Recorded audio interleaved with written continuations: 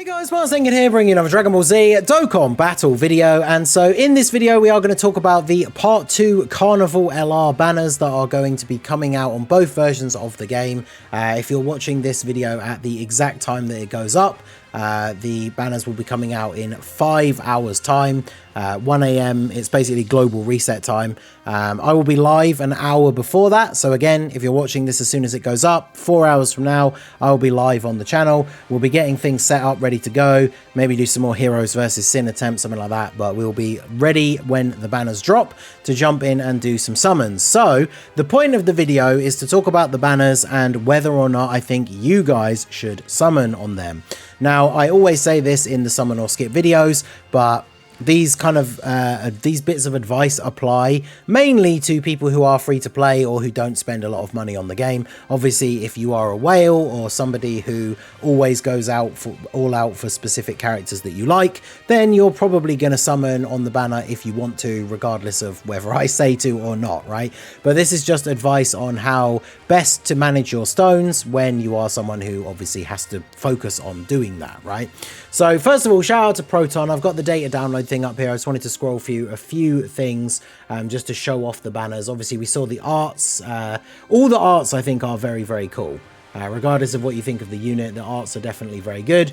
I've got the Easy A's coming out. I've got a team building guide coming up for that very soon as well. Make sure, though, that you do farm up the medals. The Trunks and Zamasu are sub Easy A's. It seems there are no missions to get their medals from without actually replaying the Easy A. Now, you get their medals from the STR Rose and Tech Vegito Blue Easy A. Fortunately, you do get both the medals at the same time, so you only have to replay the stages of the event one time. Like, well, you have to play the stages multiple times, but you only have to do it to get the one set of medals because it gives you both at the same time.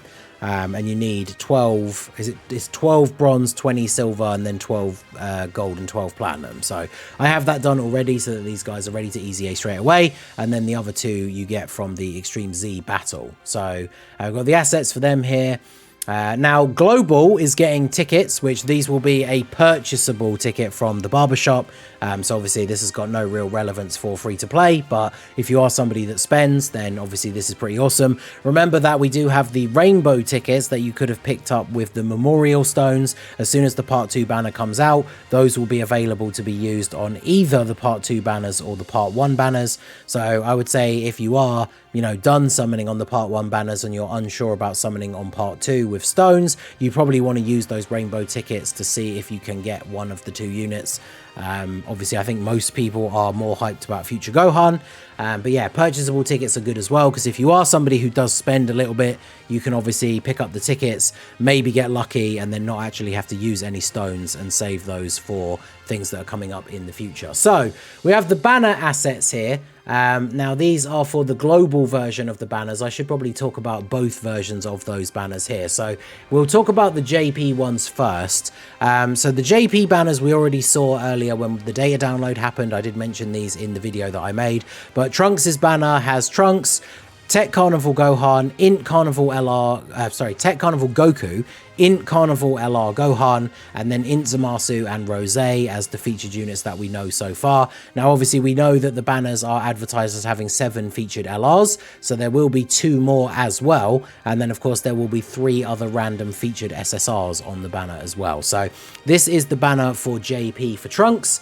and then this is the banner for JP for Gohan. So we have Gohan, AGL Carnival Goku, the Kai Goku, Physical Carnival LR Metal Cooler, AGL Super Buu, and then the Tech Gohan and Goku. And again, there'll be 2 more LRs and 3 other featured SSRs. So the banners definitely looking pretty solid. And then, of course, we move on to the global versions of the banner. So let me zoom out here. There we go. So the global version of the banner, we have the anniversary LRs have been replaced with STR Bulma on the Trunks banner, and then the STR Carnival Goku on the Future Gohan banner. Now, this is very interesting because STR Carnival Goku made his original return on JP on the Tanabata Carnival LR Omega banner. So this means he's actually returning earlier than schedule for Global. So that's very interesting. He is still a very solid unit. I've been waiting for him to come back for ages so I can get dupes for him, because didn't he come out, it was like January or February he came out on Global, so we've had to wait quite some time.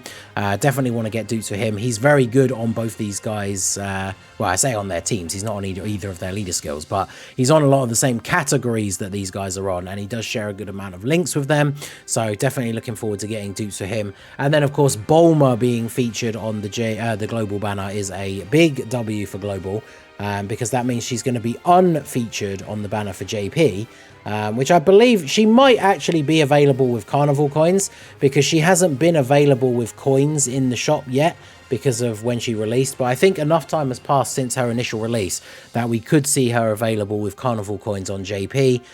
So even though she's not featured, you could get her with the coins, but because she's featured on Global, you do have that slightly better chance of getting her depending on the RNG. I mean, you could pull unfeatured LRs on these banners anyway, so I'm actually not sure which rates are higher, but for pulling Bulma specifically, because she's one of the featured LRs, I think you have a higher chance than her, because if you pull an unfeatured LR, then it's going to be 1 out of the, what, like 50 or so that there are. So whereas if you're pulling a featured LR, it's going to be 1 out of 7 that it could be Bulma, right? So her being featured on the Global banner is definitely very, very good.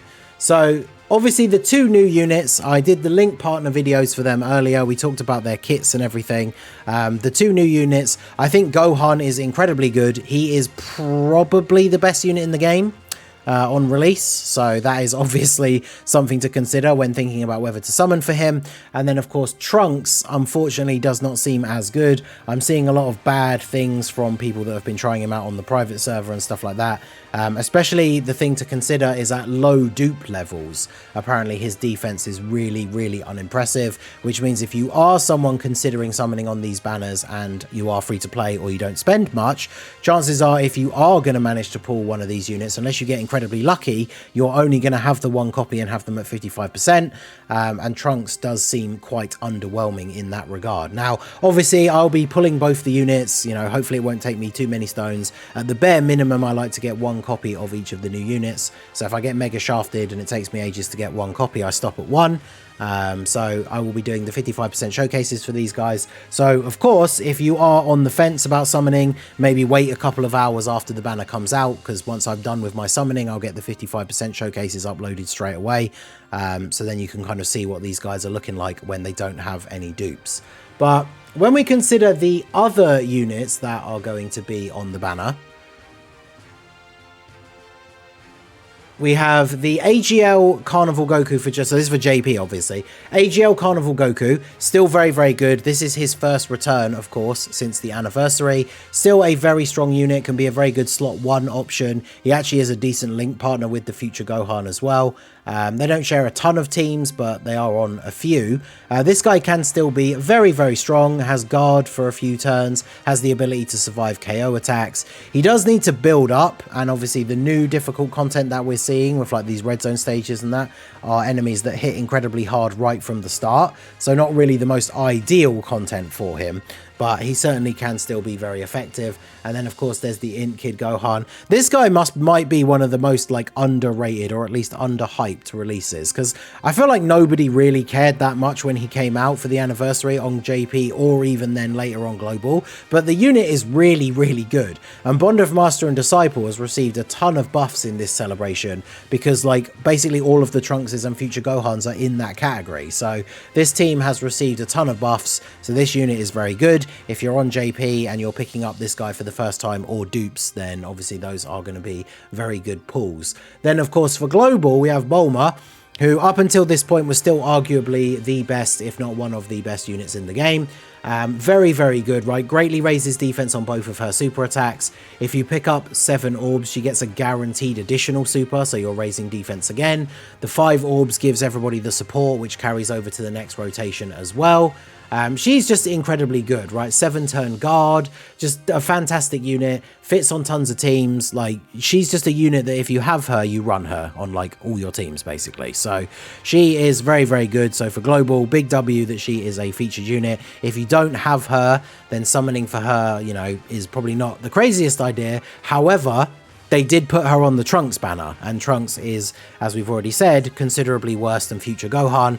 So I feel like they did that on purpose, right? Because if she was on Future Gohan's banner, I feel like so many people would just skip Trunks altogether. So that is something to think about, right? I would probably consider you want to go for Future Gohan first, and then summon for Trunks to maybe get Bulma, and then obviously, depending on where you're at that point and how many coins you have, maybe consider picking up Bulma with coins, because she is incredibly good, but I don't know if it's worth summoning on Trunks' banner over summoning on Gohan's banner just to try and get Bulma. Because remember, you technically could get Bulma on Gohan's banner as an unfeatured LR. I'm pretty sure that you can still, because you can pull any unfeatured yellow coin LR on Carnival banners. I'm pretty sure that means you can pull... No, I'm sure you can, because I think when the last dual Carnival came out, I pulled one of the featured LRs on the other banner. So you could technically still pull Bulma on Gohan's banner. It's just less likely, right? You're basically as likely as the JP players are, because she's an unfeatured LR on that banner.